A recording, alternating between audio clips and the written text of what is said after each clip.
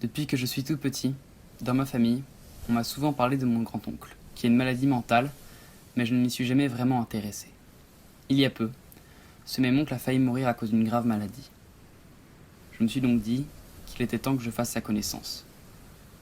Pour cela, je suis allé voir ma grand-mère, sa tutrice, et je lui ai posé cette question. Qui est tonton Daniel ? C'est mon grand frère, il a 3 ans et demi de plus que moi. Moi, je l'ai toujours connu, j'ai toujours intégré le fait qu'il était handicapé mental. Ça fait partie de ma vie. Il est né un dimanche midi dans une maison particulière. Et le médecin qui a accouché ma mère était pressé de rentrer chez lui. Il a donc voulu accélérer l'accouchement. Et il a utilisé les forceps. À l'époque, les forceps étaient en métal. Et le cerveau de Daniel a été endommagé à 2 endroits. On a 2 cicatrices, une devant et une derrière, et ce qui fait que il ne s'est jamais développé normalement. Il a été examiné jusqu'au jour où, je crois, il avait au moins 3-4 ans. Il a eu une radio du cerveau et on a observé les cicatrices, donc on a compris que le cerveau était aplati à 2 endroits et donc endommagé définitivement. Donc à partir de ce moment-là, mes parents ont su qu'ils auraient un enfant anormal, entre guillemets, toute leur vie. Donc moi, quand je suis née, j'ai été encensée, en fait, par mes parents, mes grands-parents. D'abord parce que j'étais une fille et que dans la famille, il n'y avait que des garçons, et puis parce que j'étais normale. Et j'ai porté aussi le poids, parce que les parents, quand il y a un enfant handicapé qui naît en premier, le deuxième, il doit rattraper pour eux. Donc j'ai fait toute ma vie tout ce qu'il fallait pour les satisfaire. J'étais sage, j'étais plutôt gentille, je travaillais bien à l'école, enfin voilà, ce genre de choses. Bon, cela dit, la vie de Daniel, c'est ma mère. C'est ma mère qui s'est occupée de lui tout le temps. Effectivement, il est allé à la maternelle d'abord, et puis bon, on s'est vite aperçu qu'il était facilement victime des autres enfants.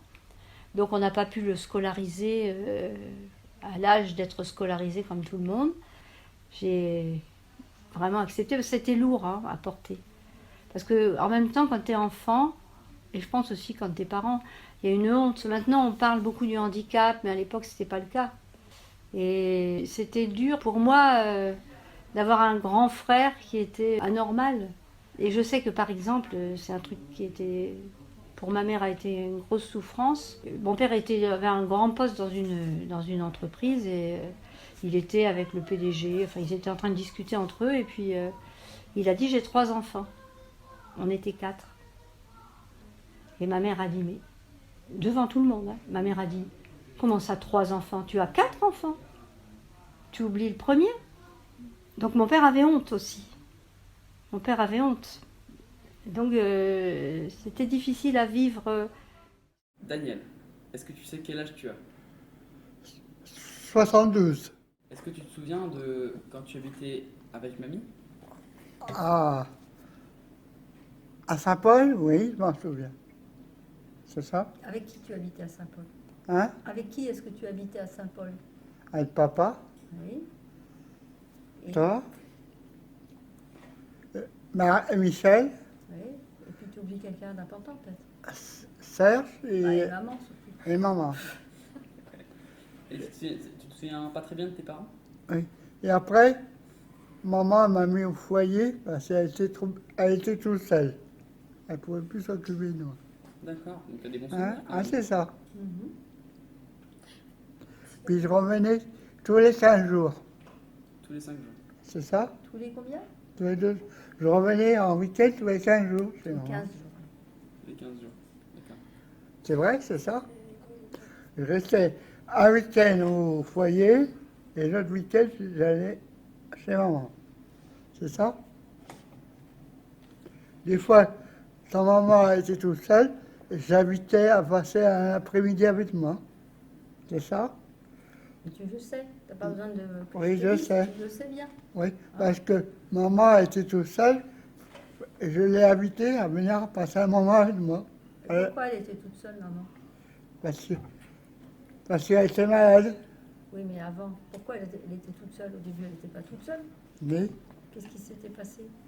je vais amener me voir à envoyer une fois de temps en temps. Oui, mais pourquoi est-ce qu'elle, maman, était toute seule à ce moment-là dans sa vie? Rien. Bah parce que papa était mort. Et papa était mort. Eh ben oui. Papa était décédé. C'est pour ça qu'elle était toute seule. Le regard qu'on porte sur eux a changé. Par exemple, vous faites un film sur lui. Mais à l'époque, il n'en était pas question. Ça, c'était même pas imaginable. Que vous puissiez vous intéresser, vous, enfants normaux, adolescents normaux, à un vieux bonhomme, un sale bonhomme. Un sale bonhomme.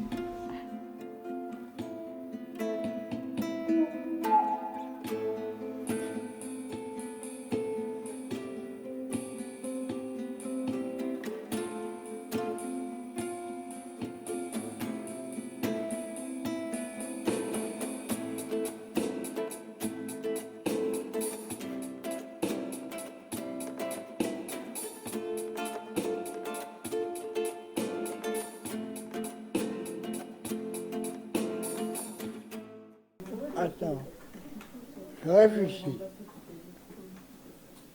Sale bonhomme, un gros sale bonhomme. Oh non. Alors toi.